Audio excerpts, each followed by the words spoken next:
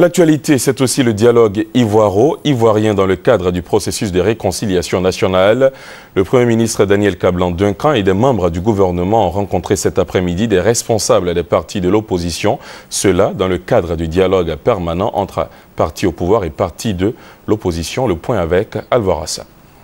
Cette rencontre, la première de l'année 2013, selon le Premier ministre Daniel Kablan-Duncan, est pour signifier aux partis de l'opposition la disponibilité du gouvernement à maintenir le dialogue pour consolider la confiance entre Ivoiriens. Notre démarche s'inscrit donc dans la vision et les orientations données par le chef de l'État lui-même, qui fait du dialogue politique et de la réconciliation nationale un axe essentiel de son programme d'action. Pour mémoire, il convient de rappeler que les trois grands axes assignés par le président de la République, son Excellence M. Alassane Ouattara, l'action gouvernementale, ont toujours été les suivants: paix et sécurité, réconciliation nationale, reconstruction et relance économique. Le Premier ministre a par ailleurs soutenu que la crise a certes fait des dégâts, mais il faut tourner la page et penser au développement du pays et donc aux générations à venir. Que 2013 soit l'année de la compréhension et de la réconciliation vraie. Au nom des partis politiques de l'opposition présents, le président du RPP, Laurent Dona-Fologo, a dit que c'est volontairement que ces partis ont répondu à l'appel du gouvernement.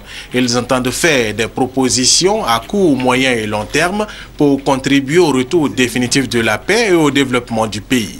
Non, nos propositions ne peuvent pas être toutes prises en compte. Nous sommes conscients. Moi, j'ai fait 22 ans au gouvernement, je sais ce que c'est. On ne peut pas réussir tout d'un seul coup. Mais nous avons constaté que certains éléments ont été retenus.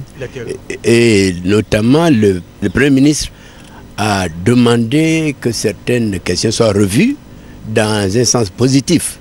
Par exemple, nous proposons, s'il était possible, de revoir la date des élections qui sont proches, vous le savez, parce que beaucoup de nos partis d'opposition ne sont pas riches et n'ont pas eu le temps de faire le tour du pays. Bon, deuxièmement, nous demandons au gouvernement de revoir la composition de la CEI, parce qu'il y a des structures qui y figurent toujours et qui n'existaient plus. Pour cette première rencontre, le Premier ministre Daniel Kablan-Duncan s'est dit satisfait et invite les absents à rejoindre la table du dialogue. Sur le financement quand même des partis donc, de l'opposition, nous avons quand même avancé des chiffres. Bon, ils ont trouvé que c'était un bon pas qui a donc été fait. Bien sûr, comme dans toute négociation, ils en demandent plus. Donc nous allons examiner ça de manière à voir un peu ce qui peut être fait, de manière à permettre donc à nos sœurs et frères donc, de participer donc, aux élections donc, à venir. La politique de la chaise vide souvent ne paye pas.